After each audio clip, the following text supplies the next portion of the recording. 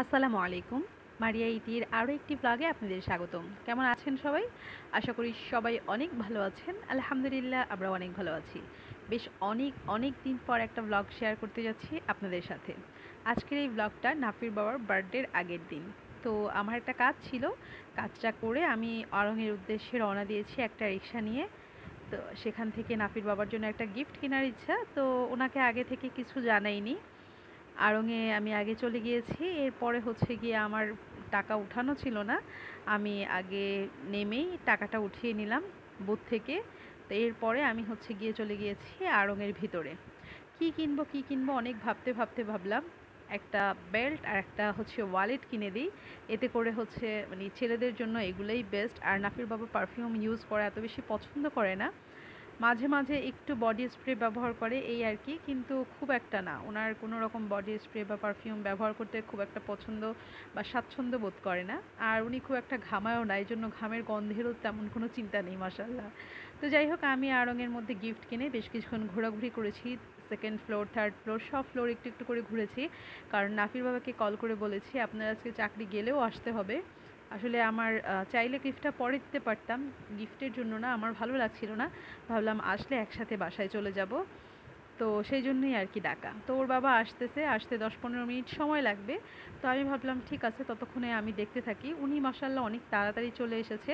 আর আরঙের ভিতর ঘুরতে ঘুরতে আমার মনে হলো যে মানে সময় কীভাবে যেন মার্কেট টার্কেটে গেলে সময় খুব দ্রুত চলে যায়। আর আড়ংয়ের জিনিস এত এক্সপেন্সিভ, আমি কিন্তু সচরাচর যে খুব আড়ং থেকে কিনি তেমন কিন্তু না। এত এক্সপেন্সিভ জিনিস কেনার অ্যাবিলিটি আমার খুবই কম। আমার এখানে একটা শাড়ি এত বেশি পছন্দ হয়েছিল, কিন্তু এখানকার শাড়ি কেনার মতো অ্যাবিলিটি আমার মনে হয় না মানে আছে।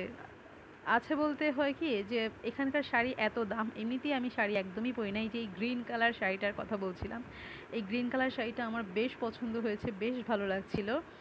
আর হচ্ছে একবার ভাবলাম যে বলবো ওর বাবাকে, বললে অবশ্য কিনে দিত দাম যতই হোক। কিন্তু আসলে শাড়ি আমি একদমই পরি না। আমার বিয়ের পর যত শাড়ি রয়েছে সবই রয়ে গিয়েছে। তাই তো বেল্ট দিয়েছি, এত খুশি হয়েছে বেল্ট পেয়ে, সাথে সাথেই সে বেল্ট পরেছে। আসলে ওর বাবার বেল্ট প্রয়োজনও ছিল, তো ভাবলাম সেটাই কিনে দিই, আর সাথে একটা ওয়ালেট কিনে দিই। অনেক দিনের ইচ্ছা ওর বাবাকে একটা ভালো দেখে ওয়ালেট আমি কিনে দিব। তো যাই হোক, দুইটাই বেশ পছন্দ করেছে। এখানে আমি হচ্ছে গিয়ে আড়ং থেকে আমরা বের হয়ে তারপরে চলে এসেছি সলিমুল্লাহ রোড। এখানে বাটি চাটটা খাবো। তো বাটি চাটটা খেয়ে আমরা বাসায় চলে যাব। তো বাটি চাট এর আগে যতবার খেয়েছি ভালো ছিল, কিন্তু এইবারের বাটি চাটটা আমার খুবই খারাপ লেগেছে, একদমই ভালো লাগেনি। কেমন যেন মনে হয় দই থেকে একটা গন্ধ পাচ্ছিলাম। তো এই আর কি, এটা ছিল তার পরের দিন, নাপির বাবার যেদিন বার্থডে সেদিন হচ্ছে গিয়ে উনি আমাদেরকে খাওয়াবে, তো সেই জন্য নিয়ে এসেছে। আমরা রাতের ডিনার হচ্ছে বাইরে করব।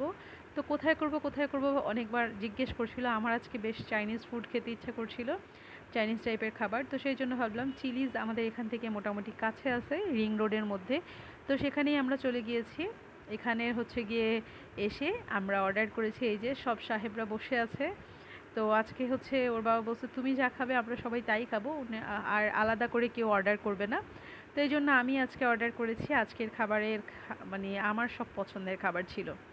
তো প্রথমে আমরা হচ্ছে গিয়ে একটা থাই স্যুপ নিয়ে নিয়েছি, আর হচ্ছে গিয়ে এরপরে এসেছে ফ্রাইড রাইস, আর হচ্ছে আহ, ইয়া কী জানি, চিকেন সিজলিং। তো এইটাই আমরা একদম কম খাবার দাবার নিয়েছি, কারণ রাতের বেলা বাচ্চারা বেশি খাবে না। তাও আমাদের স্যুপ রয়ে গিয়েছিল পরে। আমরা নাফিতে একদমই স্যুপ পছন্দ করে না, নাফি কোনো ধরনের স্যুপই পছন্দ করে না আসলে।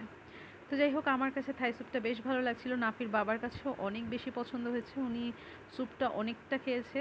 আর তারপরেও বেশ খানিকটা স্যুপ আমাদের রয়ে গিয়েছিল। তো যাই হোক, এখানে হচ্ছে গিয়ে আমরা থাই স্যুপটা নিয়েছি। প্রথমে টমিয়াম নিতে চেয়েছিলাম, তারপরে ভাবলাম এটা ঝাল হয়ে যাবে বাচ্চাদের জন্য, যেহেতু ফারজান একটু খাবে। মাশাল্লাহ ফারজান খেয়েছে, কিন্তু নাফি একদমই খায়নি। তো এই তো আমাদের স্টার্টার শেষ মোটামুটি। এখন এখানে আসছে ফ্রাইড রাইস, এটা হচ্ছে চিলি চিলিজ রেস্টুরেন্টের স্পেশাল ফ্রাইড রাইস। তো এটা বিফ তারপর অনেক কিছু দিয়ে করা, আর এখানে চিকেন সিজলিং ছিল। তো এই তো খাবার অনেক অল্প নিয়েছি, কিন্তু এই খাবারই আমরা খেতে পারিনি, আমাদের সব খাবার প্যাকেট করে নিয়ে আসতে হয়েছে, শুধু স্যুপটা বাদ দিয়ে। স্যুপটা আমরা আর আনিনি, বলেছিল যে পার্সেল করে দিবে কিনা, আমরা নিষেধ করে দিয়েছিলাম। তো এই তো খাবারের সময় আসলে চেয়েছিলাম ভিডিও করতে, কিন্তু খাবারের সময় আমরা এত বেশি ক্ষুধার্ত হয়ে গিয়েছিলাম, কোথায় খাবো ভেবে বেশ অনেকক্ষণ ঘোরাঘুরির পর যখন চিলিজে এসেছি, তো এত ক্ষুধার্ত হয়ে গিয়েছি আমি আর খাবারের ভিডিও করতে পারিনি, গপাগপ খেয়ে নিয়েছি। তো এই তো আজকের ভিডিও এতটুকুই ছিল, খুব বেশি ছিল না, ছোট্টখাট্টো একটা ব্লগ ছিল। আশা করি আপনাদের ভালো লেগেছে, ভালো লাগলে একটা লাইক দিয়ে দিবেন। ধন্যবাদ এতক্ষণ আমার সাথে থাকার জন্য। আল্লাহ হাফিজ, আসসালামু আলাইকুম।